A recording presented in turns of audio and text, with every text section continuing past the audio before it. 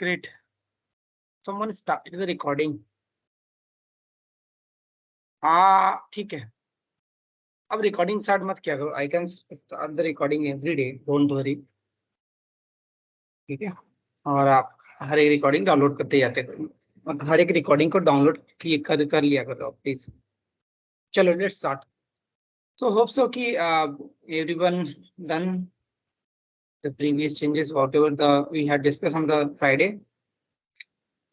तो वो सब आपने कंप्लीट कर लिया होगा और उसके आगे हम कंटिन्यू करते हैं. तो आपने ये समझा कि मॉडल को कैसे स्पेसिफाई करते हैं. ठीक है, ऐसे मॉडल को स्पेसिफाई करते हैं, तो आपको मैंने यहाँ पे बताया था. तो जब भी आपको मॉडल बनाना रहेगा तो आपको मॉडल बनाने के लिए क्लास का यूज करना पड़ेगा और उसके स्पेसिफिक जो भी चीजें हैं वो लिखना पड़ेगा. तो और मैंने आपको दिखाया भी था कि क्लास के अंदर आपका नाम कैसे बनता है, मतलब टेबल का नाम डेटाबेस के अंदर कैसा दिखता है वो भी मैंने आपको दिखाया था. तो ऐप नेम के साथ अंडरस्कोर के साथ ये आपका नाम ऐड हो जाता है. होप सो यहाँ तक सब लोगों ने कंप्लीट किया रहेगा. अब इसके बाद थोड़ा सा मॉडल व्यू जो स्ट्रक्चर है वो आज खत्म करते हैं जल्दी जल्दी थोड़ा सा. तो एक और क्लास बनाता हूँ मैं यहाँ पे. ठीक है, एक और क्लास मैं यहाँ पे क्रिएट करता हूँ. एक और क्लास लिखता हूँ जिसका नाम है, इसका नाम देता हूँ मैं ऐसा नाम देते हैं, नाम देता हूँ टीम. ठीक है, इसके अंदर भी वही करना है, मॉडल्स डॉट मॉडल, ये मैंने लिया. इसके बाद मॉडल में क्या करना है, अपने को स्पेसिफाई करने का है जो जो वेरिएबल हमें चाहिए. ठीक है, तो हमें दो तीन वेरिएबल चाहिए. जैसे टीम, टीम है तो टीम का नाम क्या है और टीम का कौन सा लेवल है. लेवल 9 लेवल पे, 10 लेवल पे, या 2 सेकेंड लेवल, थर्ड लेवल, कौन से लेवल पे. तो ये दो चीज हम रखेंगे. तो पहले टीम का नाम क्या है, तो टीम अंडरस्कोर नेम के अंदर मॉडल्स. तो टीम का नाम कभी भी कैरेक्टर में होता है, तो यहाँ पे हम कैरेक्टर लेते हैं, मॉडल्स डॉट कैरफील्ड. और कोई भी कैरेक्टर होता है तो उसका मैक्स लेंथ लेना जरूरी है. तो मैंने टीम का नाम 200 डाल दिया. और 200 के अलावा यहाँ पे मैंने कुछ और चीजें स्पेसिफाई की. जैसे मैं चाहता हूँ कि टीम का जो एक लेबल है, मतलब मैं बोलूँ कि दूसरा जो वेरिएबल रहेगा वो टीम लेबल रहेगा, टीम लेबल. ठीक है, तो यहाँ पे भी मॉडल्स रहेंगे और इसमें जो रहेगा मॉडल्स के अंदर भी हम कैरफील्ड डाल सकते हैं, जो भी हमें कैरफील्ड डालना है.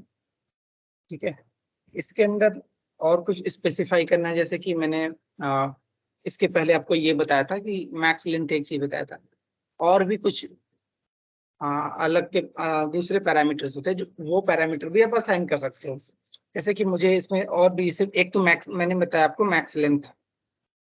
तो मैंने मैक्स लेंथ बताया आपको, ये तो आपको पता है. मैक्स लेंथ मैंने इसमें 5 डाल दिया.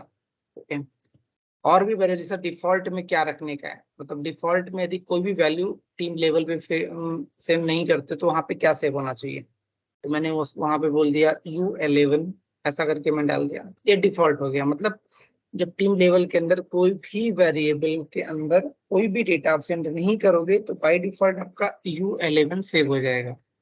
इसको बोलते हैं डिफॉल्ट कांस्टेंट. ये आपका एसक्यूएल के अंदर हेल्प आता है. ठीक है, और भी कुछ इसमें करना है तो कुछ मल्टीपल चीजें और ऐड करनी है तो हम ऐड कर सकते हैं. तो फिलहाल के लिए हम इतना ही ऐड करते हैं. ठीक है, ओके. ठीक है, ये मैंने दो बना लिए अलग अलग हमारे क्लासेस. और दो और क्लासेस बनाने के लिए एक और वेरिएबल मैं ऐड कर लेता हूँ. यहाँ पे एक लेबल्स भी ऐड कर लेता हूँ. ठीक है, चलो मैं यहाँ पे एक चॉइस ऐड करता हूँ. चॉइस करके भी एक वेरिएबल्स होता है यहाँ पे. तो चॉइस में क्या होता है कि जो भी आप की और वैल्यू सेलेक्ट करोगे उसके अकॉर्डिंग वो डेटाबेस के अंदर सेव हो जाएगा. जैसे आप डिक्शनरी बनाते हो, तो डिक्शनरी आपने बनाया, तो डिक्शनरी के अंदर जब भी क्रिएट करते हो तो एक की देते हो, उसकी वैल्यू देते हो, एक की देते हो, उसकी वैल्यू देते हो, की देते हो, उसकी वैल्यू देते हो. तो इसमें वैसा ही रहेगा कि मैंने यहाँ पे एक की वैल्यू का एक डिक्शनरी बना लेता हूँ, ताकि मुझे वो यहाँ पे एक टीम्स के अंदर आके लेवल सेट कर दे. जैसे मैंने एक लेवल्स बना लिया, LEVEL लेवल्स. ठीक है, अब यहाँ पे मैं एक डिक्शनरी बना लेता हूँ. तो मैं डिक्शनरी बनाऊंगा, या डिक्शनरी बना लेता हूँ, या फिर मैं टपल बनाता हूँ। ये चॉइस में डालना है, चॉइस मतलब एक मल्टीपल चॉइस वाले होती है, तो मुझे डिक्शनरी की जगह मैं टपल बना लेता हूँ। तो मैं एक टपल बनाया, उस टपल के अंदर मैं ढेर सारे रो ऐड करूंगा, 2-3 रो ऐड करूंगा, इसलिए मैं ऐसे देता हूँ। तो मैंने यहाँ पे डाल दिया U01, ऐसा करके डाल दिया मैंने 01, और इसकी जो वैल्यू क्या रहेगी, वो रहेगा आपका टॉप 1, ऐसा मैं डाल देता हूँ टॉप 1। इसको वेरिएबल में डालना चाहिए था, तो मैं यहाँ पे वेरिएबल क्रिएट करता हूँ। तो मैं कॉमा दे दूंगा, इंटर मारूंगा, थोड़ा मैं और अच्छे से इसको बनाता हूँ। ऐसे थोड़ा कर लेता हूँ ताकि हमें समझ में आएगा, ये सही दिख रहा है। ठीक है, और दूसरे के लिए यहाँ पे आते हैं, फिर से वेरिएबल बनाते हैं। यहाँ पे U02 लेते हैं, ये की और वैल्यू है, बस और कुछ नहीं है। की और वैल्यू के साथ ट्रीटमेंट होता है, लेकिन ये तो आपका टपल हुआ, तो टपल में 2 वैल्यू में पास कर रहा हूँ, डिक्शनरी मत दो, ये टपल। तो बस यहाँ पे टपल में 0 और 1, 0 और 1 पास कर रहा हूँ 2 वैल्यू में। यहाँ पे हो गया आपका, यहाँ पे हो गया आपका टॉप 1, टॉप 1 और टॉप 2 हो गया, जिसे मैंने ये 2 डाल दिया। तो यहाँ पे ये 2 वैल्यू को आके मैं टीम सेलेक्ट कर देता हूँ। यहाँ पे जब भी कोई multiple choice of the question डालने के लिए यूज करना पड़ता है, तो यहाँ पे हम 003 लिख देते हैं। तो मैंने एक डिफॉल्ट, नॉट डिफॉल्ट, एक टेबल बनाया जिसका नाम टीम दिया। उसके अंदर मैंने टीम के अंदर 2 अलग अलग नेम सेव किया। एक तो टीम का नाम क्या है, एक तो टीम का लेवल क्या है। लेवल के अंदर एक मल्टीपल चॉइस भी रखा है। मल्टीपल चॉइस है मतलब ये इतने आप सेलेक्ट कर सकते हो, ये सेलेक्ट करते हो, ये सेलेक्ट कर सकते हो, और या फिर बाय डिफॉल्ट ये 3 रहेंगे, इससे ज्यादा कोई सिलेक्ट नहीं कर सकते। जब भी आपको कुछ सिलेक्शन, जैसे याद आपको एक डेटाबेस के अंदर आपने पढ़ा रहेगा, एक कांस्टेंट ही होता है जहाँ पे चेक कांस्टेंट करता होता है। तो चेक कांस्टेंट भी आप क्या करते हो, वहां कभी कभी आपको एज का एक वैलिडेशन या फिर चेक लगाना रहता है। तो वहां पे भी आप लिखते हो कि कोई भी person is greater than 18, that is adult, और less than 18, that is the, आप कुछ भी डाल सकते हो, जो भी आप लेस देन दैट। ठीक है, तो कुछ भी डाल सकते हो। और इसके बाद और डालना है तो 50 से ज्यादा ऊपर है तो वो कुछ अलग, मतलब आपको 2-3 लेयर पे स्पेसिफाई करना है, तो वो चीज आप चेक कांस्टेंट के थ्रू डाल सकते हो। वैसे ही यहाँ पे आपको मतलब लेस देन 18 है तो आपका टीनेजर्स हो गया, ग्रेटर देन एडल्ट हो गया, और आपको ओल्ड एज हो गया, 50 के ऊपर गया तो ओल्ड एज डाल सकते हो। तो डिपेंड करता है आप क्या कैसे डाल सकते हो। तो ये सब वैलिडेशन भी आप वैसे डाल दो। वैसे ही आपका सेम यहाँ पे चॉइस में, तो चॉइस में क्या होता है कि सीधा सीधा आपका वेरिएबल जो रहते हैं स्पेसिफाई करते हैं, जो भी वेरिएबल उस रिलेटेड से मैच होते हैं। मैंने ये 01 डाल दिया तो टॉप 1 हो जाएगा, 02 डाला तो ये हो जाएगा। ठीक है, ये जस्ट एक मैंने आपको एक डिफॉल्ट पैरामीटर में क्या क्या सेट करते हैं वो थोड़ा दिखाया मैंने आपको, जैसे कि ये बताया था। उसके बाद डिफॉल्ट पैरामीटर में क्या रखना है वो दिखाया था। और मल्टीपल चॉइस आपका और भी ऑप्शन देना है तो आप चॉइस करके भी दे सकते हो पैरामीटर्स। तो इस तरीके से हुआ आपका एक एक क्लास बन गया, इस तरीके से आपका एक क्लास बन गया। अब इस क्लास के बाद क्या करना है आपको, ठीक है, इसके बाद एक क्या करना है, हम ये पहले क्लास बन गया। अब इसके बाद हम इस क्लास को फिर से माइग्रेट करेंगे, ठीक है, क्योंकि हमने एक बार माइग्रेट किया था, तो माइग्रेट कर लेते हैं। माइग्रेट कर लेते हैं, तब इसके बाद हम लोग व्यू पे जाते हैं। चलो अब माइग्रेट करते हैं हम लोग। माइग्रेट करने के लिए क्या करना था, आपको कमांड प्रॉम्प्ट में आना है, यहाँ पे आके लिखना है आपको पाइथन manage.py, और यहाँ पे लिखना मेक माइग्रेशंस, और मैं ऐप का नाम दे देता हूँ ताकि मुझे स्पेसिफाई ना इश्यू ना हो डिफाइन करने में। मैं डॉट भी डालता तो सब हो जाता। ये देखो, एक एक माइग्रेशन की फाइल बन गई। इसके अंदर आके आप माइग्रेशन देखोगे तो ये फाइल बन गई। इस माइग्रेशन को मैं माइग्रेट कर देता हूँ, मतलब माइग्रेट मतलब मैं अपने डेटाबेस के अंदर इसको सेव करना चाहता हूँ। देखो, जब तक आप मेक माइग्रेशन करोगे तब तक आपका डेटाबेस में सेव नहीं होगा, जब तक आप माइग्रेट करोगे तभी डेटाबेस में सेव होता है। ये याद रखना, that is the difference of the make migrations और माइग्रेशन, माइग्रेट। ठीक है, अब देखो ये अप्लाई हो गया और आपका डेटाबेस में सेव भी हो गया। यहाँ तक सबको क्लियर है। आप उसके अलावा अपने खुद पर खुद बैठ के भी क्लास और भी बना सकते हो। एम्प्लॉय क्लास बना लो, उसके बाद नेम, लोकेशन, फाइंड, और भी इसमें ऑप्शन ट्राई करो आप क्या क्या होना चाहिए। किसी की आईडी मत देना, क्योंकि आईडी बाई डिफॉल्ट होता है। ऑटो इंक्रीमेंट नंबर मत देना, वो बाई डिफॉल्ट होता है। आप प्राइमरी की किसी और, प्राइमरी की भी वैसे वैसे भी असाइन होता है, तो आप फॉरेन की किसी और को असाइन कर सकते हो। और भी आगे थोड़ा और थोड़े हार्ड, जो मतलब और डिफरेंट जो और भी रिलेशनशिप होते हैं, जैसे हार्ड रिलेशनशिप, जैसे कि प्राइमरी फॉरेन की रिलेशनशिप, फॉरेन की हिसाब उसके साथ इंडेक्सिंग कैसे करते हैं, ये सब भी आगे हम कवर करेंगे। आगे जब प्रैक्टिकल चालू करेंगे, एक प्रॉपर प्रोजेक्ट रहेगा जब चालू करेंगे उसके अंदर, तो कवर करेंगे। बट उसके पहले आप खुद भी घर पे बैठ के इस तरह के प्रैक्टिसेस कर लो आप, कि आपको एसक्यूएल का जितना भी नॉलेज है, जितने भी कॉन्स्टेंट हैं वो डिफाइन कर लो, जितने अलग अलग डेटा टाइप आते हैं, इंटीजर, वैरकर, उसके बाद डेट टाइम, जो जनरली हम तीन ये चार ज्यादा यूज करते हैं। इमेज है तो इमेज टाइप का, तो इस तरह के चार पांच चीजें आप जो भी डेटा टाइप से वो ट्राई करो। उस डेटा टाइप के और भी पैरामीटर्स चेक कर लो, कि और भी पैरामीटर्स कितने हैं, लेंथ के अलावा भी क्या क्या होते हैं, डिफॉल्ट में कैसे से करते हैं, उसके कांस्टेंट कैसे अप्लाई करते हैं, ये सब और आप ट्राई कर सकते हो। ठीक है, तो ये मैंने जितना बेसिक्स यूज होता है वो मैंने आपको बताया।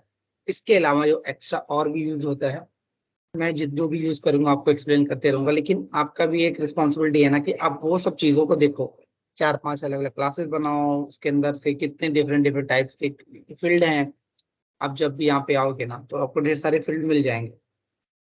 कि आप जब भी मॉडल्स मॉडल्स करोगे तो उसके अंदर आपको ढेर सारे फील्ड मिलेंगे। जैसे मैंने यहाँ पे आया और डॉट मारा, तो मुझे देखो मिल गए, कैर फील्ड मिल गए, इंटीजर फील्ड मिल गए, बिग आर्टो फील्ड मिल गए। वैसे मुझे मेरे और भी मिलेंगे, जो और भी मैं स्क्रॉल करते जाऊंगा तो मुझे और मिलेंगे। ये देखो, इसके बाद देखो ये चॉइस डैसेस है, बुलियन फील्ड मिल गया। जो भी फील्ड करके रहेगा वो आपका डेटा टाइप का वेरी डेटा टाइप होता है। ये डेट फील्ड हो गया, डेट टाइम फील्ड हो गया, डेसिमल फील्ड हो गया, मतलब there are many more actually. तो इस तरीके से आप आके ट्राई कर सकते हो। ये इसको सेव कर दिया। अब मैं बात करता हूँ। अब ये तो हो गया आपका मॉडल। मॉडल को आपको सेव कैसे करना है वो समझ में आ गया, एकदम क्लियर हो गया ये। अब मॉडल की बात करते हैं व्यू का। व्यू के बाद फिर टेम्पलेट का, क्योंकि जो मेरा एमबीसी है, मतलब ये जो मेरा सॉरी डिजेंगो है, वो एमबीसी के पैटर्न को फॉलो करता है। बट डिजेंगो के अंदर एमबीसी की जगह पे एमवीटी बोलते हैं। ठीक है, तो ये वो चीज हो गई। अब हम बात करते हैं, ये समझने के बाद आते हैं यहाँ पे, और यहाँ पे क्लिक करते हैं। व्यू पेज ऑलरेडी है कि नहीं? हाँ ये है, तो ऐड करने की जरूरत नहीं है, मुझे लगा नहीं है क्या। तो व्यू रहता है, यूआरएल से नहीं होता है। तो व्यू के अंदर आने का, मैंने आपको उस डायग्राम में क्या पढ़ाया था, आपको किसी को वो डायग्राम याद होगा, मैं इस पे जाता हूँ। चैट पे मैंने ऑलरेडी शेयर किया हुआ वो डायग्राम। ये देखो, ये सॉरी किधर गया? ओके, हम्म,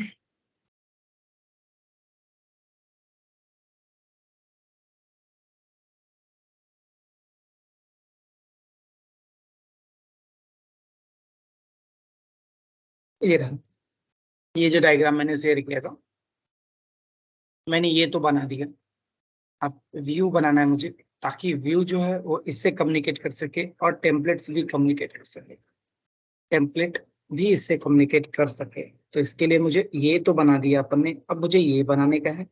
इसके बाद ये बनाना है, फिर मुझे उसका रिस्पांस मिलेगा यूआरएल के थ्रू हिट करके। ठीक है,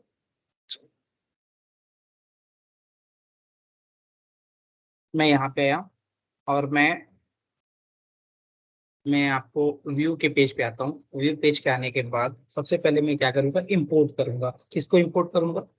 देखो इसमें पहले से ही एक इंपोर्ट है फ्रॉम डिजाइंगो सॉफ्टवेयर इंपोर्ट रेंडर। इसके अंदर मुझे एचटीटीपी रिस्पॉन्स करके, क्योंकि मुझे रिस्पॉन्स रिटर्न करना है, मैंने आपको इमेज में दिखाया है, मुझे रिस्पॉन्स रिटर्न करना है, तो इसके लिए मुझे पहले यहाँ पर कुछ पैकेज इंपोर्ट करने पड़ेंगे जिसका नाम है रिस्पॉन्स। तो डिजाइंगो डॉट यहाँ पे एचटीटीपी करके होता है, एचटीटीपी इंपोर्ट और एचटीटीपी रिस्पॉन्स। देखो एचटीटीपी इतने हैं, इतने सारी चीजें आप रिस्पॉन्स में ले सकते हो, इतने सारी चीजें यहाँ तक, ठीक है, इतने सब चीजें, अरे इतने सब चीजें आप यहाँ पे ले सकते हो। HTTP रिस्पॉन्स ये रहा, ये चाहिए मुझे, ठीक है। तो मैं HTTP रिस्पॉन्स ले लेता हूँ ताकि मुझे रिस्पॉन्स रिटर्न करने में इजी हो, ठीक है। और वैसे तो मैं इजी यहाँ पे रन कर सकता हूँ, ठीक है। अब मैं एक छोटा सा हेलो वर्ल्ड पहले लिख देता हूँ, उसके बाद और आगे के कोड लिखूंगा। पहले तो क्योंकि मैं सीधे यहाँ पे मॉडल को कॉल करने से पहले एक छोटा सा आपको यहाँ पे मैं रन करके दिखाता हूँ जिसका नाम है हेलो वर्ल्ड, ठीक है। तो मैं यहाँ पे आता हूँ, लिखता हूँ, ठीक है, यहाँ पे मैं आता हूँ, यहाँ पे मैं लिखता हूँ,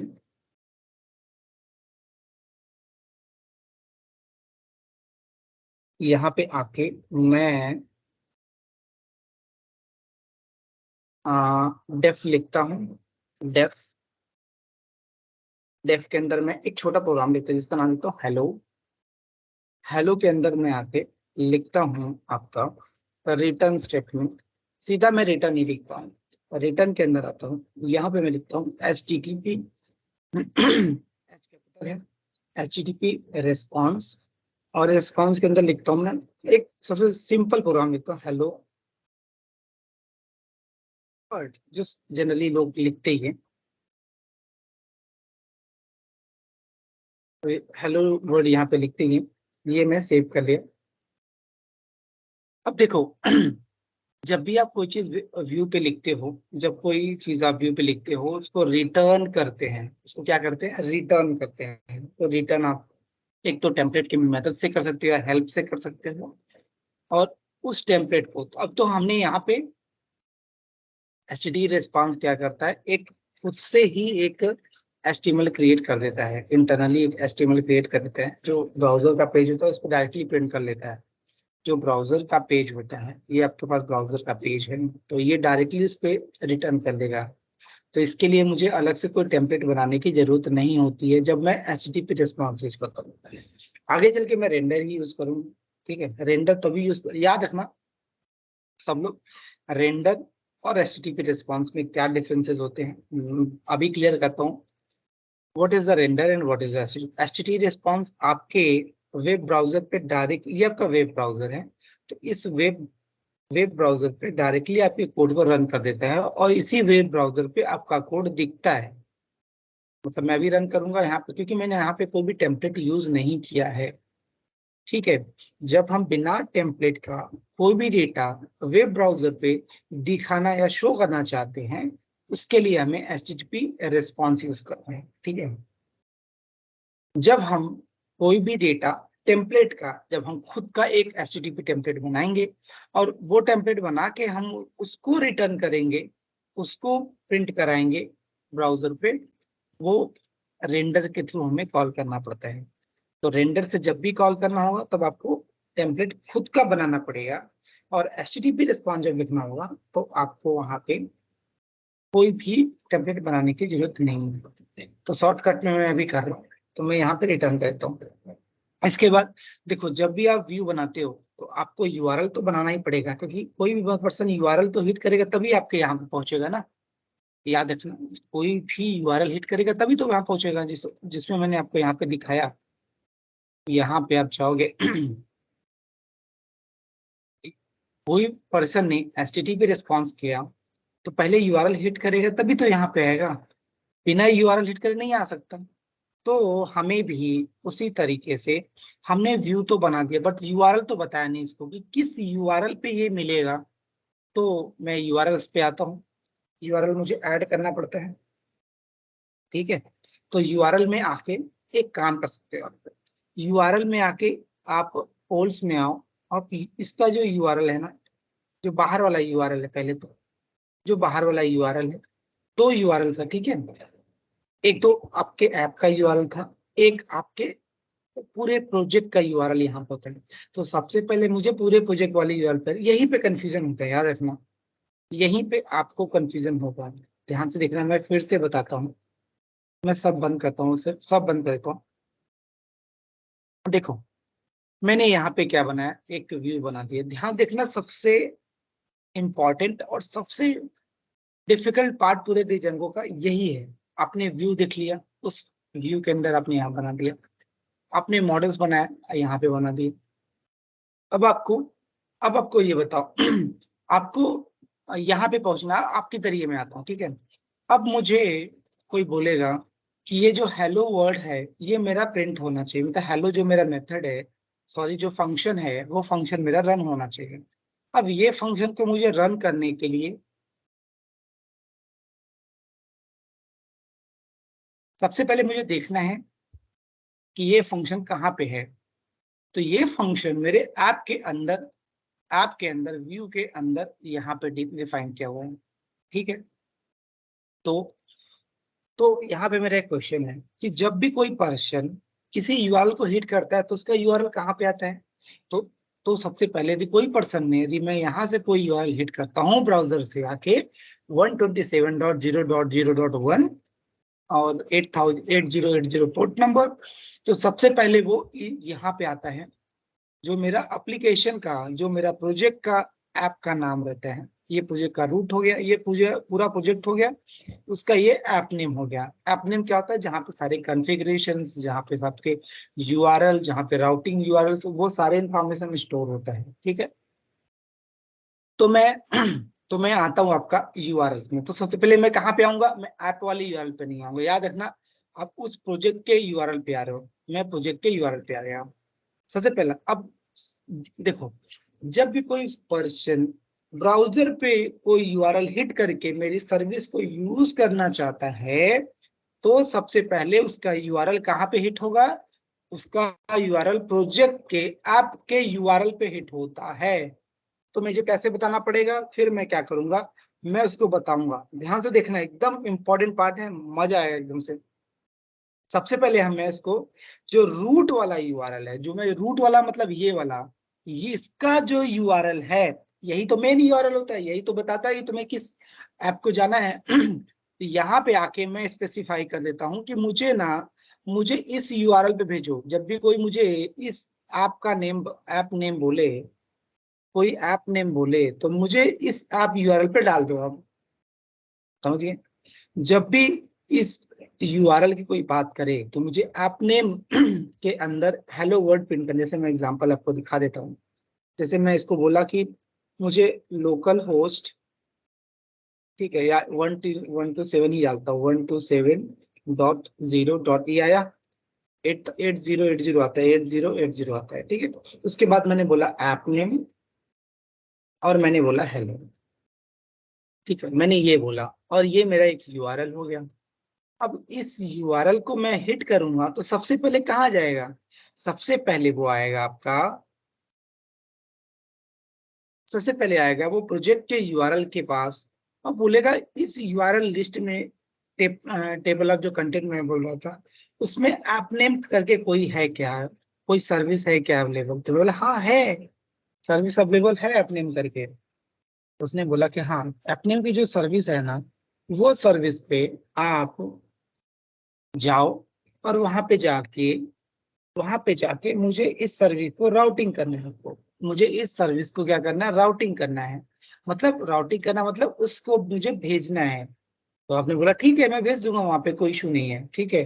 तो वहां पे आप जाओगे वहां पे आप जाओगे और जाके आप भेजोगे।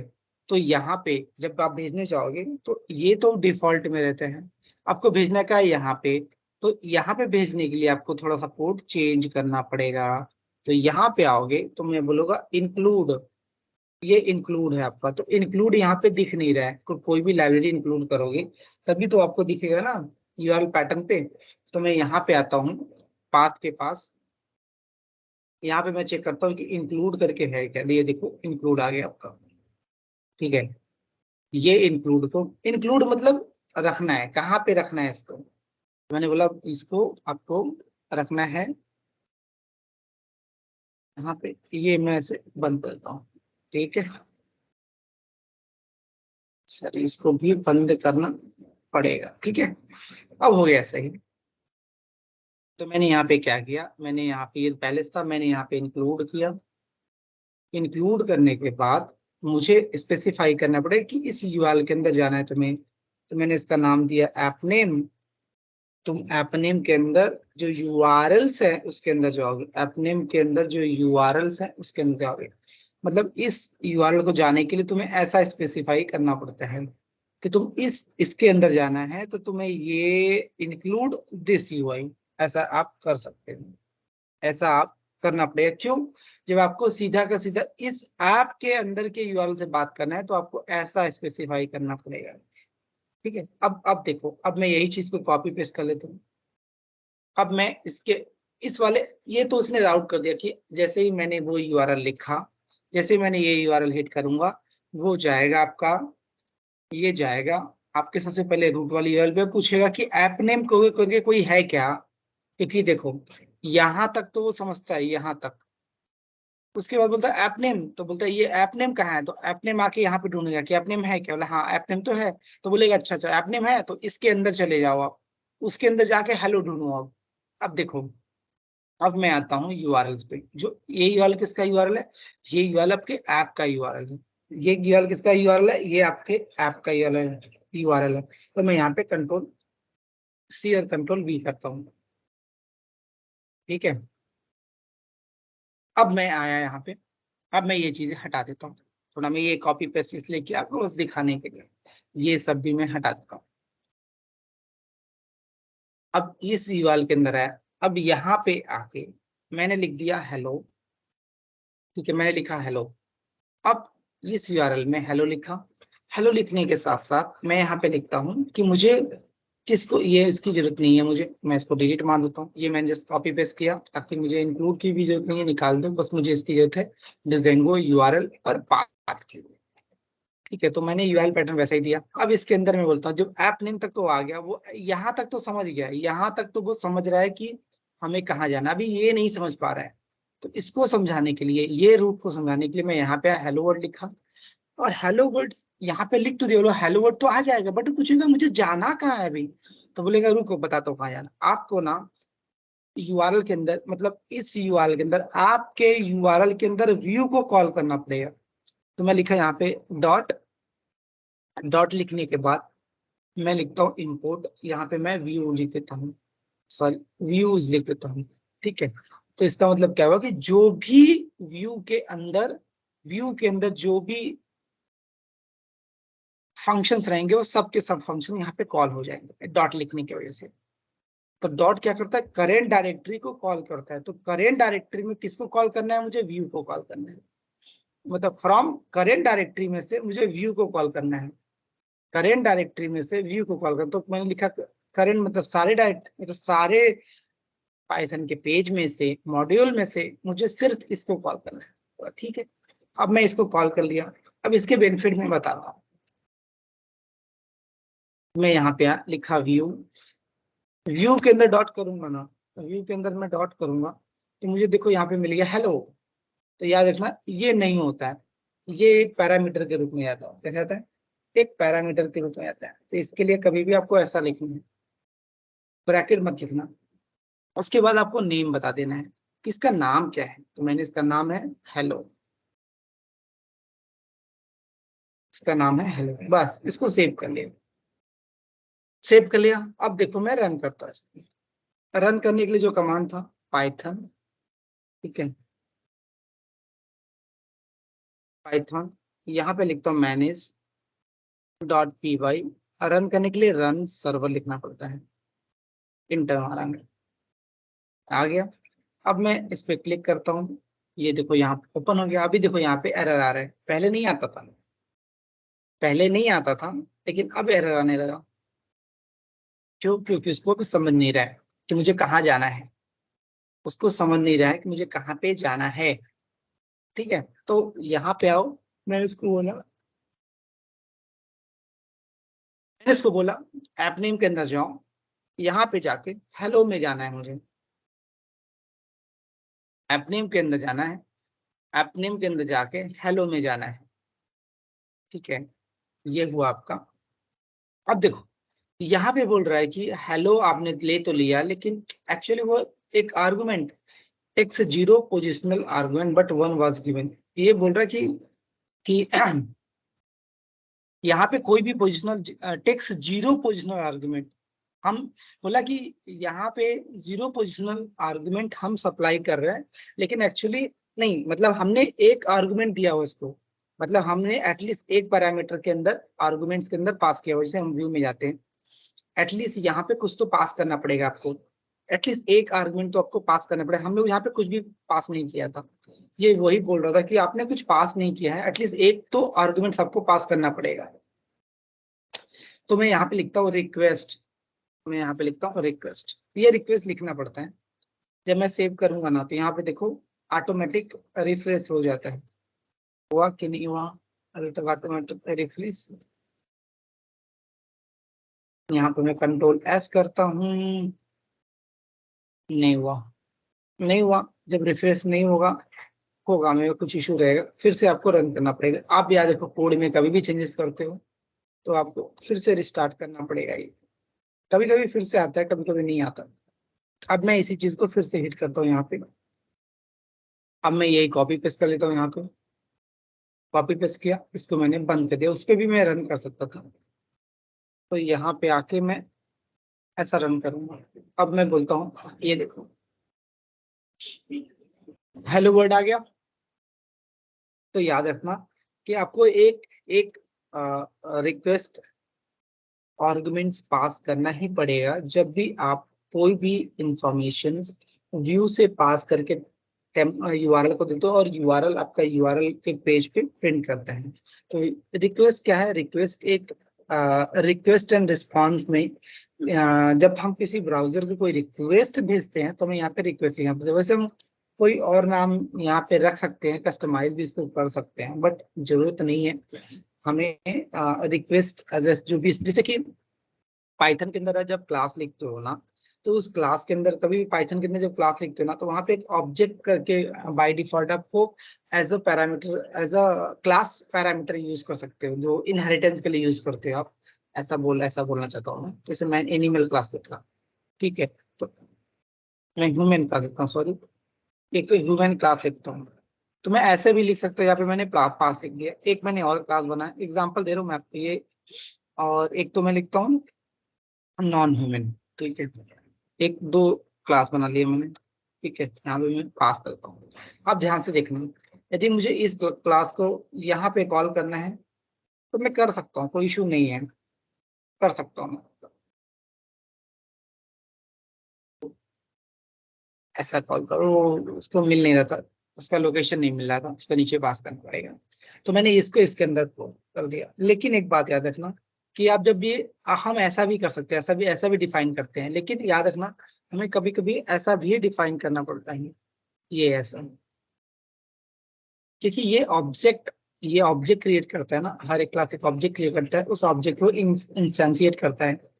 तो इस तरीके से भी एक डिफॉल्ट ऑब्जेक्ट भी लिखा जाता है जब भी आप क्लास बनाते हो, ठीक है। ये रॉन्ग नहीं है, सही है। जब आप कोई आर्गुमेंट पास नहीं करते, तो जब आप कोई आर्गुमेंट पास नहीं करते, तो यहाँ पे डिफाइन करना पड़ता है। और आपने एक और चीज देखा रहेगा, जब आप यहाँ पे फंक्शन लिखते हो, इसके अंदर सॉरी मेथड लिखते हो, तो मेथड लिखने के आपने लिखा मेथड फन, तो यहाँ देखो सेल्फ ऑटोमेटिक आता है। जो सेल्फ ऑटोमेटिक आता है, वैसे ही जब भी आप कोई भी प्रोग्रामिंग के अंदर, जब भी आप व्यू के अंदर कुछ भी लिखोगे, तो आपको रिक्वेस्ट लिखना है और कोई पैरामीटर पास करना है, तो उसके बाद आप कोई भी पैरामीटर पास कर सकते हैं, ठीक है। कोई भी पैरामीटर यहाँ पे पास कर सकते हो। जैसे मैंने आईडी पास करना है, तो मैं आईडी पास कर सकता हूँ, ये मैं फ्यूचर में दिखाऊंगा। लेकिन आप कुछ भी नहीं पास करते, तो रिक्वेस्ट नाम का एक सिंगल आर्गुमेंट पैरामीटर होना चाहिए, नहीं तो वो एरर आएगा, जो उसके पहले एरर आ रहा था। रिक्वेस्ट आपको यूज करना है, क्योंकि रिक्वेस्ट के हेल्प से हमें फ्यूचर में ये जो ब्राउजर्स होते हैं ना, इसके थ्रू मुझे डेटा रीड करना बहुत इजी हो जाता है। ठीक है, यहाँ से मैं रीड कर सकता हूँ, गेट पोस्ट करना बहुत इजी हो जाता है मुझे, और डेटा रीड करना बहुत इजी हो जाता है। ठीक है, ये सब चीज होता है इसके हेल्प से, रिक्वेस्ट के हेल्प से। ठीक है, अब मुझे ये बताओ यहाँ पे, तो मैंने आपको बता दिया हेलो वर्ड कैसे लिखते हैं। तो हेलो वर्ड लिखने के लिए आपको दो जगह पे यूआरएल लिखना पड़ा। एक तो सबसे पहले आपको ने स्पेसिफाई यहाँ पे कर दिया। अब देखो, अब ऐप के, देखो यहाँ पे सिर्फ एक ही बार आपको करना है, 10 बार नहीं करना है। एक बार आपने यहाँ पे ऐप नेम लिख दिया, तो ऐप नेम के अंदर मैं व्यू के अंदर भी कितने भी यूआरएल, जैसे मैं हेलो वर्ड्स की जगह लिख देता हूँ मैं कैलकुलेट, यहाँ पे मैं लिखता हूँ कैलकुलेट, एक और मैंने फंक्शन बनाया, और कैलकुलेट में लिखता हूँ मैं, यहाँ पे मैं लिख देता हूँ, यहाँ पे मैं लिखता हूँ 100 + 100 कितना हुआ, स्ट्रिंग के अंदर 100 + 100 दूंगा तो कितना रिटर्न आएगा, तो ये अपने आप से हो गया। यदि मैं स्ट्रिंग के अंदर 100 + 100 दूंगा तो वो ऐड होगा कि नहीं होगा।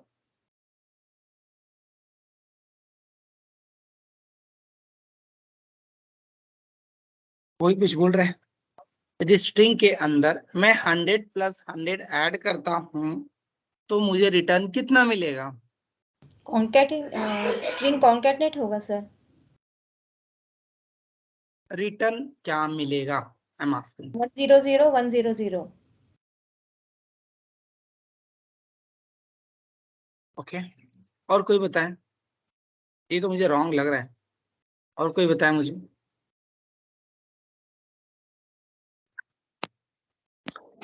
सर 100 100।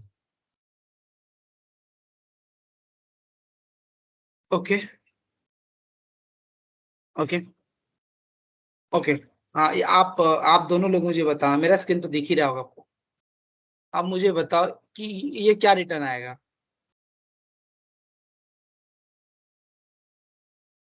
नहीं, एक्चुअली eval फंक्शन है तो ऐड होगा।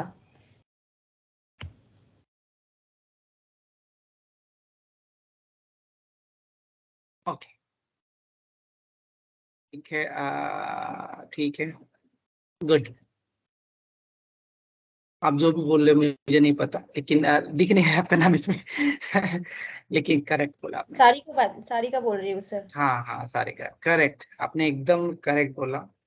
गाइस ये याद रखो कभी भी, इसके लिए मैंने यहाँ पे देखो ये वर्ड लिखा था, इवेल का मतलब इवेल्युएशन करना। जब मुझे स्ट्रिंग के अंदर जब मैं ना, याद रखना कभी भी स्ट्रिंग के अंदर कोई बोले आपको ऐसे, छोटे छोटे इंटरव्यू क्वेश्चन पूछे जाते हैं, ऐसा किसी ने बोला तो ये ऐसा ही रिटर्न मिलेगा आपको। ठीक है, नहीं तो प्रिंट करके देख लो आप, एक पीवाई नेटिव करके होता है, वहां पे जाओ, मैं एक पीवाई नेटिव पाइथन का एक वो होता है पीवाई नेटिव पाइथन प्रोग्राम, ये ऑनलाइन कंपाइलर है। तो ऑनलाइन पाइथन एडिटर पे जाते, ये एडिटर आ गया, ये मैं हमेशा यूज करता हूँ मैं। तो यहाँ पे जाओ, प्रिंट लिखो, और मैं जाके प्रिंट के अंदर ये डाल देता हूँ, और जब मैं रन करूंगा तो एग्जैक्ट, देखना एग्जैक्ट वही सही रिटर्न मुझे मिल जाएगा जैसा हमें चाहिए, एग्जैक्ट वैसा ही मिल जाएगा। ठीक है, एग्जैक्ट जो लिखा है मैंने वही चीज यहाँ पे मिल जाएगा। 100 और 100 लिखा मैंने, 100 और जैसा भी लिखेंगे एग्जैक्ट वैसा ही मिल जाएगा, जैसा यहाँ पे लिखेंगे एग्जैक्ट मिल जाएगा। और इसके अंदर यदि हमने प्लस लिख दिया तो एग्जैक्ट वैसा ही मिल जाएगा, प्लस हो गया वैसा, प्लस के साथ ये पूरा रिटर्न, ये हमें पता है। लेकिन लेकिन आप यदि ऐसा लिखते हो 100 + 100, तब क्या मिलेगा आपको, 100 + 100 करोगे आप, तो ध्यान से देखोगे कि इसके अंदर एक वेरिएबल्स ये है, एक वैल्यू ये है, एक वैल्यू ये है, तो ये दोनों कॉन्कैटिनेट हो जाते हैं। ये अभी जो सारिका ने बोला, ये बोल रही थी कि जब दो चीजें कॉन्कैटिनेट, दो स्ट्रिंग को कॉन्कैटिनेट करते हैं प्लस के साथ तो ऐसा प्रिंट होता है। लेकिन यदि आप दोनों स्ट्रिंग को सिर्फ इसी के अंदर ऐसे प्रिंट करोगे तो एग्जैक्ट जैसा है वो ऐसा रिटर्न हो जाता है। ठीक है, तो दोनों दो अलग अलग स्ट्रिंग को आप करोगे ऐड के साथ प्लस का साइन लगाओगे तो वो कॉन्कैटिनेट हो जाता है।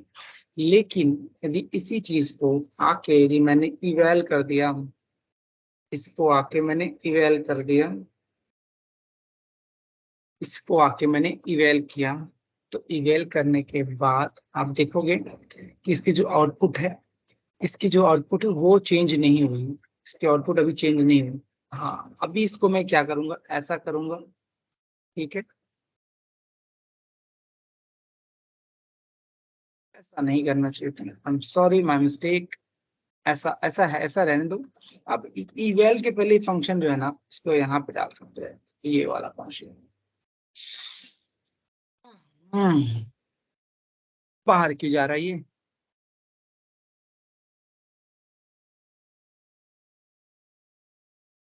ठीक है, अब देखो, ये इवेल फंक्शन है। इवेल फंक्शन के बाद मैंने 100 प्लस 100 कर दिया। अब रिटर्न करूंगा तो मेरे पास जो वैल्यू आएगा वो 200 आएगा। लाइन नंबर 2 में कुछ भी प्रॉब्लम है तो एक ही लाइन, अच्छा वो सॉरी, ब्रैकेट मिस हो गया, एक्स्ट्रा ब्रैकेट मिस हो गया, आ गया 200। ठीक है, तो इवेल एक फंक्शन है, उस फंक्शन के अंदर कोई भी स्ट्रिंग आप ऐड करोगे तो ऐड हो जाता है, याद रखना, ये चीज हमको हेल्प आएगा। तो यहाँ पे आके ये ब्रैकेट को निकाल के आप बाहर ये वाला ब्रैकेट में डालो।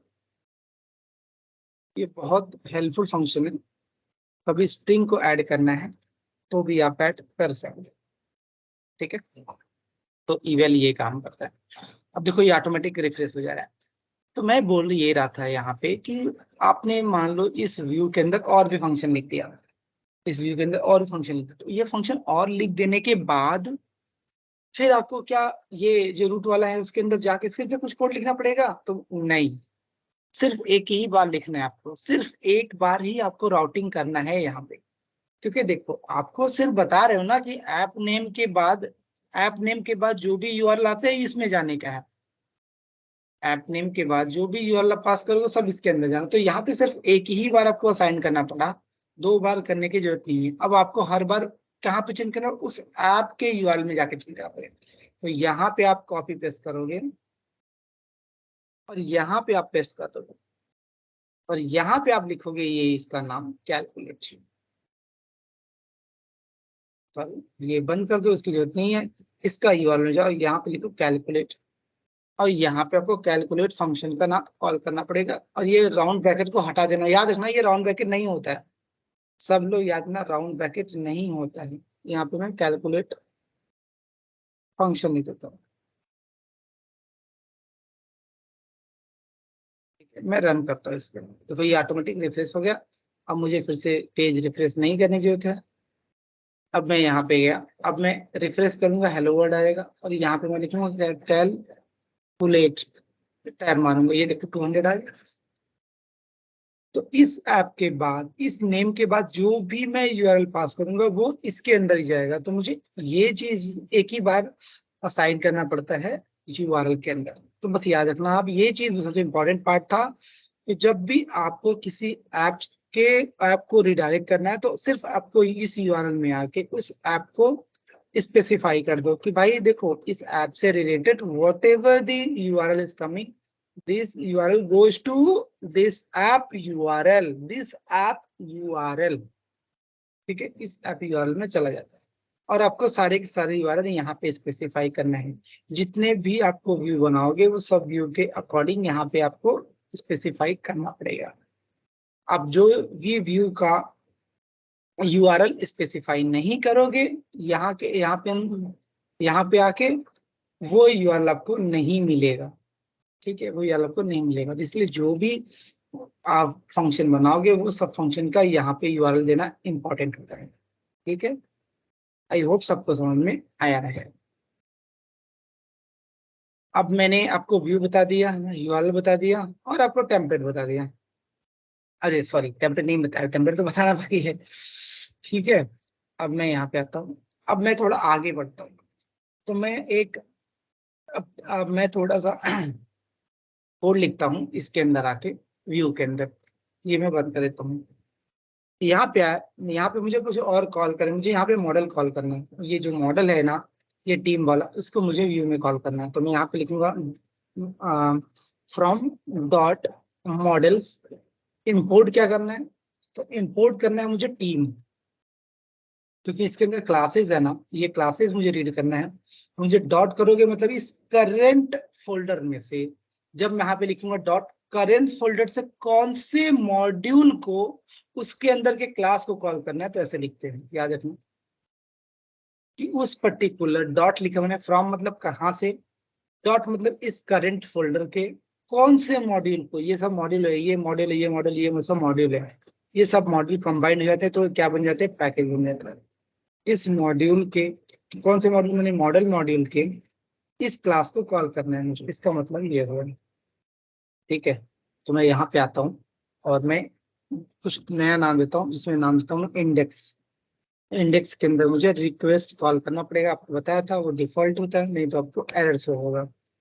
ठीक है, तो यहाँ पे हम क्या कर रहे थे, यहाँ पे हमें डेटा देखना है, डेटा हमें यहाँ पे देखना है डेटा, तो मुझे लिस्ट नेम ले लेती हूँ। ठीक है, लिस्ट नेम या लिस्ट टीम से ले लेते हैं, कुछ भी यहाँ पे नाम ले सकते हो। ठीक है, तो यहाँ पे हम यूज करने वाले हैं क्वेरी स्ट्रिंग। तो क्वेरी स्ट्रिंग यूज करने के पहले आपको बताना पड़ेगा कि क्वेरी स्ट्रिंग कैसे काम करती है। तो क्वेरी स्ट्रिंग ओआरएम के थ्रू कॉल करती है। ओआरएम मतलब ऑब्जेक्ट रिलेशनशिप मैनेजर। अब ओआरएम यूज कैसे करते हैं, ओआरएम के लिए सबसे पहला काम होता है कि आपके डेटा, ये हमारा मॉडल है ना, ये मॉडल ने टेबल बना दिया हमारे डेटाबेस के अंदर। तो टेबल के डेटा के अंदर जो भी रिकॉर्ड इंसर्ट करना है, अपडेट करना है, डिलीट करना है और उसको रीड करना है, ये सब ऑपरेशन परफॉर्म करने के लिए जेंगो के अंदर हम जो वे लिखते हैं, जिस तरीके से लिखते हैं उसी को बोलते हैं क्वेरी स्ट्रिंग। मतलब हम इसको कॉल करते हैं तो क्वेरी स्ट्रिंग से, इसको फिल्टर करते हैं तो क्वेरी स्ट्रिंग, इसको रीड करते हैं तो क्वेरी स्ट्रिंग से। मतलब ये सब जो काम होता है ना, एक छोटा सा बस फंक्शन लिखोगे क्वेरी स्ट्रिंग का, एक लाइन का, और आपका डेटा कॉल हो जाएगा। आपको 4 5 6 लाइन लिखने की जरूरत नहीं है, कनेक्शन स्ट्रिंग बनाने की जरूरत नहीं है, सब बाय डिफॉल्ट इसमें हो जाता है। ठीक है, कैसे होता है, with the help of query string. तो क्वेरी स्ट्रिंग क्या करता है, क्वेरी स्ट्रिंग हमें with the help of ORM मतलब ऑब्जेक्ट रिलेशनशिप मैनेजर्स, हमें डेटा रीड करना, डेटा राइट करना, डेटा इंसर्ट करना, डेटा अपडेट करना, डिलीट और ये सब ऑपरेशन को परफॉर्म करने में हेल्प करता है। डेटा को फिल्टर करना, डेटा अलग अलग तरीके से वेयर क्लॉज डालना, ये सब क्वेरी बनाना, ये सब में हेल्प करता है। कौन हेल्प करता है, query string, query set, sorry not testing, query set. और क्वेरी सेट इंटरनली किसको कॉल करता है, क्वेरी इंटरनली ओआरएम को कॉल करता है। जो ओआरएम एक रैपर क्लासेस होते हैं जो कि ऑटोमेटिकली किसी क्वेरी को किसी डेटाबेस के अंदर एग्जीक्यूट कराता है और उसका रिटर्न उसको देता है। ये सारा काम कौन करता है, ओआरएम करता है। किसकी मदद से करता है, क्वेरी सेट्स की वजह से करता है। तो मैं यहाँ पे आया, मैं टीम्स कॉल कर लिया, देखो ये टीम्स डॉट, मैं आपको और बताता हूँ इसमें, टीम्स डॉट मैं लिखूंगा, टीम्स डॉट टीम के बाद क्या लिखोगे, टीम्स मुझे क्या करना है, मुझे एक ऑब्जेक्ट को कॉल करना है, तो मैं लिखा ऑब्जेक्ट्स। इसके अंदर क्या करना है, इसके अंदर मुझे फिल्टर करना है। मुझे यहाँ पे ऑल भी लिख सकता हूँ मैं, ऑब्जेक्ट्स डॉट ऑल भी लिखूंगा तो हो जाएगा। बस ये जाएगा डेटाबेस से बात करेगा। सोचो एक लाइन का कोड आप लिख रहे हो और उससे डेटाबेस से बात करेगा, सारा डेटा लेके भी आ जाएगा। आप सोचो कितना, इसके पहले किसी ने डेटाबेस से, पाइथन से कभी डेटाबेस कनेक्ट करके देख लेना, कितने लाइन के कोड लिखने पड़ती हैं। डेटाबेस से कनेक्शन क्रिएट करोगे, कनेक्शंस के बाद उसको आपको क्वेरी लिखनी पड़ेगी, क्वेरी के बाद आपको फिर उसका कर्सर क्रिएट करना पड़ेगा, कर्सर क्रिएट करने के बाद फिर आपको कर्सर को एग्जीक्यूट कराना पड़ेगा, एग्जीक्यूट कराने के बाद फिर आपको कर्सर और कनेक्शन को क्लोज करना पड़ेगा, फिर आपको डेटा रिटर्न मिलेगा। इतना कोड लिखना पड़ता है। वो सब कोड हटा के सिर्फ एक लाइन में हो गया काम आपका, सिर्फ एक लाइन में हो गया, ये डेटा मिल गया आपको। फिल्टर करना है यहाँ, तो यहाँ पे फिल्टर डाल दो, यहाँ पे फिल्टर डाल दिया। फिल्टर करना है तो फिल्टर डाल दिया, ऑल करना है, सब डेटा लेके आना है तो ऑल लिख दिया, एक ही डेटा लेके आना है तो गेट लिख दिया। याद रखना, ठीक है, ये सब आगे फंक्शन हेल्प होगा आपका। तो फिल्टर करना है तो फिल्टर कैसे करना था, तो मेरा एक्ट में टीम लेवल था, तो इसके अंदर मैं आके टीम लेवल से कर लेता हूँ, एग्जैक्टली करना है मुझे, तो मैं टीम लेवल था ना, टीम लेवल से मैं कर लेता हूँ, TEAM टीम लेबल, और एग्जैक्ट करना है मुझे, मतलब एग्जैक्ट मतलब सेम वैल्यू से ही लेना है। तो मैं यहाँ पे डालता हूँ 0U01, U01 U01 था, अब आ गया। अब U01 से आपका डेटा रिटर्न हो जाएगा, और रिटर्न होगा तो हम एक बनाएंगे कॉन्टेक्स्ट मैनेजर। कॉन्टेक्स्ट मैनेजर के बारे में थोड़ा मैं आगे बताता हूँ आपको, ये मैं बनाऊंगा कॉन्टेक्स्ट मैनेजर इज नथिंग, एक आपका लिस्ट ऑफ डिक्शनरी या डिक्शनरी, लिस्ट ऑफ डिक्शनरी या डिक्शनरी होता है। तो मैं यहाँ पे कॉन्टेक्स्ट मैनेजर बनाता हूँ। तो कॉन्टेक्स्ट मैनेजर बनाने के लिए हमेशा मैं ऐसे ही बनाऊंगा, याद रखना आप लोग को। तो यहाँ पे मैं टीम्स लिख देता हूँ, मेरा की नाम हो गया टीम्स, और टीम्स के अंदर मैं इसको प्रिंट कर दूंगा, ये मेरा वैल्यू हो गया। और भी लिखना रहता तो मैं कॉमा लेके और भी लिख सकता था, लेकिन अभी सिर्फ मुझे पास एक ही वेरिएबल का डेटा है। याद रखना, बहुत बस यही है, ये इतना आप समझ गए तो सब समझ गए।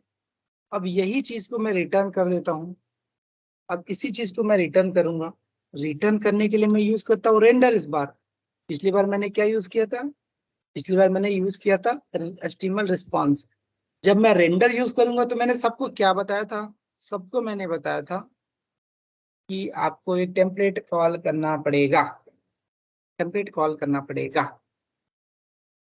टेम्पलेट कॉल करना पड़ेगा। तो टेम्पलेट कॉल करना है तो टेम्पलेट तो मुझे बनाना पड़ेगा, ऑब्वियसली बनाना पड़ेगा। तो याद रखो टेम्पलेट बनाते हो कैसे हैं, और फिर यहाँ पे आके मैं टेम्पलेट को छोड़ता हूँ, और यहाँ पे मैं कॉन्टेक्स्ट मैनेजर को कॉल कर लेता हूँ। ये मेरा यहाँ पे कॉल हो गया, ये मेरा बाय डिफॉल्ट रिक्वेस्ट कॉल होता है। यहाँ पे मैं भी टेम्पलेट का नाम लिखूंगा। तो टेम्पलेट का नाम कैसे लिखेंगे, मॉडल देख लिया आपने, व्यू देख लिया, URL लिख लिया, और मैं आपको टेम्पलेट दिखाता हूँ। याद रखो कि कभी भी ऐप के अंदर कभी भी आपको कोई भी टेम्पलेट बनाना है तो आप डायरेक्टली राइट क्लिक करो, एक फोल्डर बनाओ आप, ठीक है, वो फोल्डर बनाओ, वो फोल्डर के अंदर, ठीक है, यहाँ पे नाम लिखो टेम्पलेट्स, क्या लिखोगे, टेम्पलेट्स, ये हो गया। उस टेम्पलेट्स के अंदर आपको क्या लिखना है, ध्यान देना, ध्यान से, टेम्पलेट्स के अंदर जाके फिर से लिखना है आपको ऐप नेम, और इस ऐप नेम के अंदर जाओगे तब आपका HTML पेज बनेगा। यहाँ पे index.html, ये देखो। अब यहीं पे मैं आके लिखता हूँ हेलो वर्ल्ड, या कॉन्टेक्स्ट पेज में यहाँ पे मैं हेलो वर्ल्ड लिख देता हूँ। यहाँ पे मैं आपको हेलो वर्ल्ड लिखता हूँ, ऐसे मैं थोड़ा बड़ा सा देता हूँ ताकि आपको दिखे यहाँ पे, ठीक है। यहाँ पे आपको मैं हेलो वर्ल्ड लिख दिया, थोड़ा हेलो वर्ल्ड को अच्छा से लिख देता हूँ। तो मैं टैगिंग के अंदर डाल देता हूँ, मैं H1 टैग बना देता हूँ उसको। आई होप सबको पता रहेगा, H1 H2 H3 H4 जो भी टैगिंग होता है वो हेडर टैग होता है किसी भी HTML का। तो मैंने उसको इसके अंदर डाल दिया H1 टैग के अंदर, ठीक है। अब ये टेम्पलेट को मैंने यहाँ पे कॉल कर लिया, ये टेम्पलेट को मैं यहाँ पे कॉल करूंगा। तो कॉल करने के लिए क्या यूज करना है मुझे, app name hyphen index dot HTML।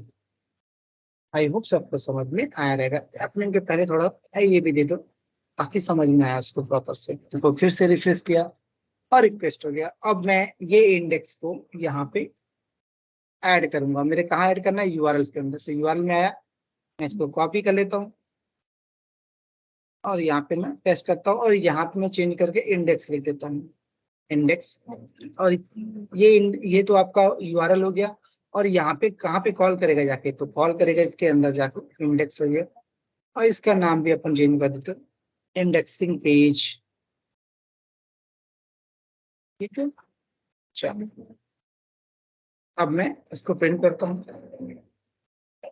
अब यहाँ पे आया मैं, यहाँ पे आके मैं लिखता हूँ ऐप नेम, हेलो वर्ल्ड नहीं चाहिए मुझे, नाम चाहिए इंडेक्स डॉट एचटीएमएल। नो, बस इंडेक्स लिखना है आपको। इंडेक्स लिखोगे आप, तो इंडेक्स के बाद कुछ इश्यूज आ रहे, बता रहे कि cannot resolve the key name the team level exact into the field, choice are the ID, या टीम लेवल डालो या टीम नेम डालो, आप ये मत डालो यार।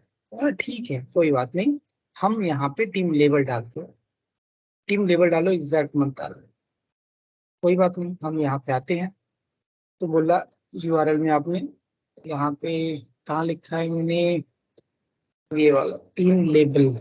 चलो ठीक है, अब मैं इसको बंद कर दूंगा कि मेरा, हाँ देखो ये फिर से स्टार्ट हो गया।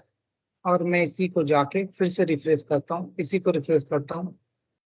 अब ये क्या बोल रहे हैं, template does not exist the app name, ये अच्छा ओके। तो मैं ये हटाता हूँ पहले, और फिर से चेक करता हूँ। ये आ गया, ये भी हटा दो यार, ये अच्छा नहीं लगता है, ये अंडरस्कोर अंडरस्कोर की जरूरत नहीं है, हटा दो इसको। मैंने बस ऐसा नाम लिख के दे दिया इसको। ठीक है, मैं आता हूँ यहाँ पे, ये देखो हेलो वर्ड, कैसे यूज किया मैंने, टेम्पलेट के थ्रू रन किया मैंने। कैसे रन किया मैंने, टेम्पलेट के थ्रू रन किया है। कैसे रन किया मैंने, आपको मॉडल बताया, आपको व्यू बताया, आपको टेम्पलेट भी बता दिया। और भी मैं यहाँ पे ऐड करना चाहता हूँ, तो और भी ऐड करता हूँ। एक और चीज देखोगे, क्योंकि मेरे यहाँ पे जो ये जो मेरा टीम्स है ना, इसके अंदर कोई डेटा नहीं है, अदरवाइज वो डेटा भी मैं आपको प्रिंट करके दिखा देता। ठीक है, तो ये आपका हुआ, यहाँ पे मैं लिखता हूँ, इसको बोलते हैं क्वेरी सेट।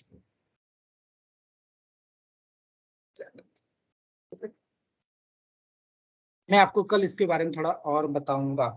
ठीक है, ओआरएम से साथ कनेक्ट करके आपको डेटाबेस में भी इसको मैं आपको बताता हूँ कल, कि कैसे ये आ कैसे रहे, कि ताकि आपको कल क्लियर हो जाए।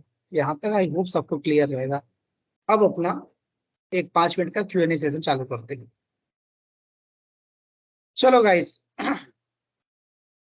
अब बताओ किसी को कुछ प्रॉब्लम है, इसको कंट्रोल सी करो।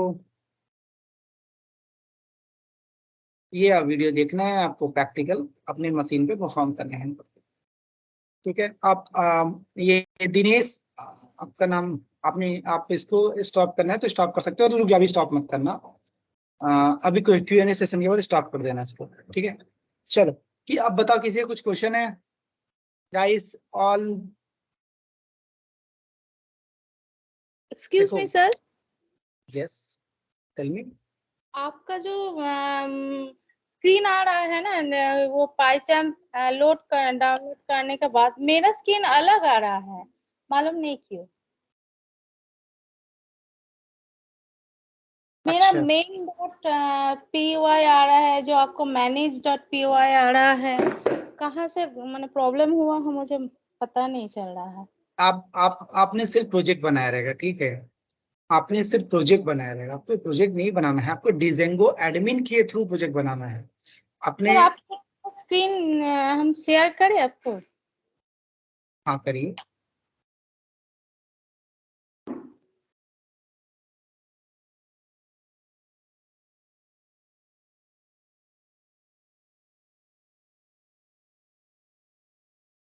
नहीं नहीं, शेयरिंग का ऑप्शन है वहाँ मोबाइल में, आप मोबाइल में देख रहे हो क्या, आपकी आवाज भी नहीं, आप आपने आपने म्यूट कर लिया अपने आप को, म्यूट पे हो आप। हाँ, आप मोबाइल पे हो, अच्छा। हाँ हाँ हाँ, म्यूट हो गया। अब लेकिन आप स्क्रीन ना, से अब स्क्रीन को आप मोबाइल पे हो तो नहीं दिखा सकते मुझे, आप अपने डेस्कटॉप पे दिखा सकते हो। मोबाइल पे थोड़ा ओ डिफिकल्ट होता है ना दिखाने को, आपको स्क्रीन भी नहीं दिखेगा प्रॉपर से। देखो, मैंने आपको समझाया था पिछले सेशन में ना, आपको Django hyphen admin start project और प्रोजेक्ट का नाम, ये आपको दोगे तो आपका प्रोजेक्ट बन जाएगा। आप जो बना रहे हो सीधे कोई एक प्रोजेक्ट, आप पाईचाम में जाके एक प्रोजेक्ट बना रहे हो। जब भी हम पाईचाम में जाके कोई प्रोजेक्ट बनाते हैं तो वहां पे आपको main.py मिलता है। हमें main.py नहीं चाहिए, हमें डिजाइनगो एडमिन के थ्रू एक स्टार्ट प्रोजेक्ट करके प्रोजेक्ट बनाना, तब आपको पूरा प्रोजेक्ट मिलेगा। फिर उसके अंदर एक ऐप बनाना है। आप मेरे पिछले वीडियो को फॉलो करो, आपको मिलेगा वो सब चीज। आई होप वो भी आप देखो, चाहे कोई भी पर्सन हो, आई एम रिक्वेस्टिंग एवरीवन, जो 100 या 200 MB का मेरा वीडियो रहता है, आप उसको डाउनलोड करके सेव कर लिया करो। प्लीज प्लीज, वो सेव करोगे आपके लिए वही एसेट है। आप एक बार सीख के जॉब करने लगोगे, आपको आने लगेगा, तब आप सेविंग बोलोगे। कितना देर में रहेगा? अरे आपका इंटरनेट स्पीड जैसा रहेगा, आपका अच्छा स्पीड रहेगा तो 5 मिनट में हो जाएगा डाउनलोड। मैं नहीं, तो मैंने डाउनलोड करने के बाद वो क्या लाइफ टाइम रह जाएगा? हाँ, एक बार आपने डाउनलोड कर लिया तो आपके मशीन पे वहां पे सेव हो जाएगा, तो आप हमेशा के लिए रहेगा, फिर आपके पास हमेशा के लिए रहेगा वो। आप डाउनलोड करोगे, डाउनलोड होके आपके लोकल मशीन पे सेव हो जाएगा, फिर वहां से उठा लो आप। मैं वो भी दिखा देता हूँ कैसे डाउनलोड करते हैं, ठीक है? ठीक है ठीक है, आप मैं अपना स्क्रीन शेयर ही करता हूँ। Okay sir. I am sharing my screen again. तो अभी अभी क्या होता है यहाँ पे कि आप लोग को प्रॉब्लम हो रहा है, तो यहाँ पे जाओ। ये यहाँ पे इससे पुराना कोई एक वीडियो है, मैं डाउनलोड करके दिखाता हूँ आपको। इसके पहले वाला वीडियो था,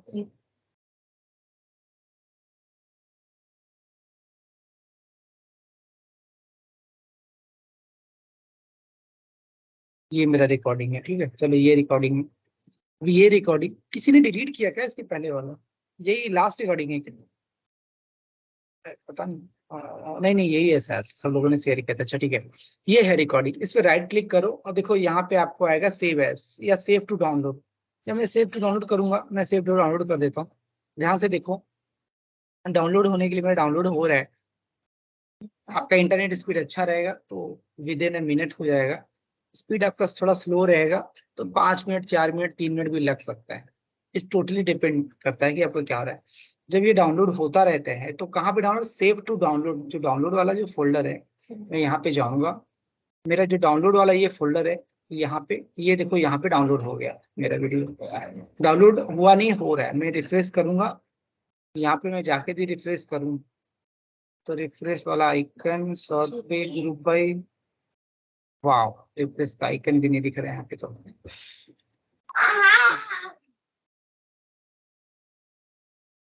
यहाँ पे रिफ्रेश का आइकन दिखा कहीं पे किसी को?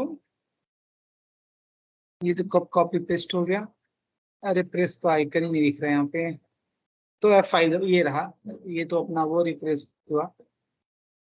अभी मतलब डाउनलोड नहीं हुआ। यदि कंट्रोल यदि मैं F5 भी करूंगा तो भी रिफ्रेश हो जाता है, तो अभी स्टिल डाउनलोड हो रहा है मेरा। ये कोई छोटा वीडियो था, ये डाउनलोड करता तो जल्दी और हो जाता।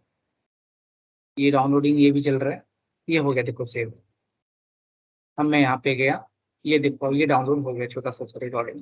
वो बड़ा वीडियो से थोड़ा एक एक 2 मिनट और लगेगा, मतलब मेरा भी स्पीड इतना ज्यादा नहीं है। यहाँ पे आप क्लिक करोगे तो आपको वीडियो प्लेयर पे आ जाएगा, आप डाउनलोड कर सकते हो, ठीक है? ये भी डाउनलोड हो जाएगा तो यहाँ पे उसकी फाइल की साइज दिखेगी, तो डाउनलोड्स में आपको मिल जाएगा। अब हर दिन डाउनलोड लगा के चले जाया करो, वो थोड़े टाइम के बाद डाउनलोड हो जाएगा, ठीक है? तो इस तरीके से आप डाउनलोड कर सकते हैं। राइट क्लिक करके सेव एज करोगे तो आपको जहाँ पे किस फोल्डर में सेव करना है वो ऑप्शन आता है, और राइट क्लिक करके सेव टू डाउनलोड में करोगे तो सेव टू डाउनलोड आ जाएगा आपका। ये दोनों ऑप्शन आ जाते हैं। आई होप सबको समझ में आया रहेगा। किसी और को कुछ क्वेश्चन है? ये भी डाउनलोड हो ही रहा। किसी और के कुछ क्वेश्चन है? कुछ नहीं समझ में आया?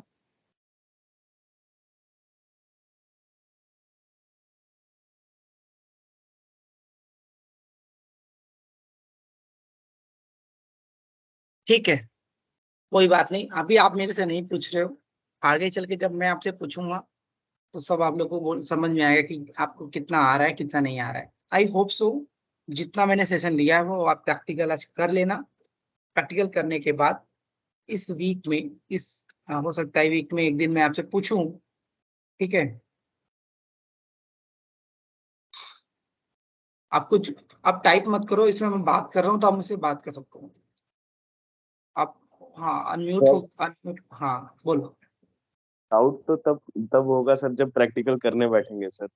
जैसे जैसे प्रैक्टिकल करते जाएंगे सर वैसे वैसे डाउट आते जाते हैं सर। ठीक है, एक काम करो, आपको भी प्रैक्टिकल, जिसको जिसको भी प्रैक्टिकल करने में प्रॉब्लम आएगा वो सब लोग इसी स्काइप पे डालेंगे। मुझे पर्सनल कोई चैट मैसेज मत करना, मैं संजय सर के साथ बात करके बनाने वाला हूँ आपका आप लोग ग्रुप। तो कल उनसे बात नहीं हुआ पाया, उनसे मुलाकात मतलब मैसेज नहीं हो पाया बातचीत, तो आज मैं बात करता हूँ उनसे करके मैं बनाता हूँ। आप मुझे इसी स्काइप ग्रुप पे डाल देना जिसको प्रॉब्लम आएगा, मैं कल सुबह सुबह सबका प्रॉब्लम सॉल्व करूंगा जिसको उसको प्रॉब्लम आएगा। लेकिन आप सब लोग, क्योंकि ये स्टार्टिंग के सेशन है तो सब लोग ट्राई करना कि करना ही करना है आपको। नहीं समझेगा मेरा वीडियो देखो 3 बार 4 बार 5 बार, लेकिन ट्राई करो आप। ऐसा ना हो कि मेरा वीडियो आपने एक बार भी नहीं देखी और बोले सर नहीं आ रहा है, वैसा मत करना प्लीज। ये वीडियो देखने के बाद ही ट्राई करना, 2 बार 3 बार 4 बार, उसके बाद तब इसका भी मैसेज डालना है। आप जितना मेहनत करोगे ट्राई करोगे आपको उतना ज्यादा समझेगा, ठीक है। नहीं तो मैंने वीडियो में डाला हुआ है, मैंने सब प्रॉपर से किया हुआ है, आपको वहां पे दिख जाएगा सबको। सब लोग आज कल प्रैक्टिकल करके मुझे जरूर बताएंगे, ठीक है। चलो आज का सेशन यहीं पे कंप्लीट करते हैं, कल हम ORM और क्वेरी सेट पढ़ेंगे, ठीक है। उसको भी समझेंगे कैसे क्वेरी से डेटा लेते हैं। तो प्लीज प्रैक्टिस, आज का सेशन तो प्रैक्टिस जरूर करना, छोड़ना मत ये, ठीक है। ओके, चलो Thank you thank you sir. So much, thank you, will meet and tomorrow with the same time. Please be practices and like कल हम मिलेंगे तो I will ask you some questions, so some of the guys जो आज बोला नहीं है, I remember the everybody's name, I will ask you some of the questions. Okay चलो बाय बाय, Bye, अब sir. ये रिकॉर्डिंग स्टॉप कर सकते हो।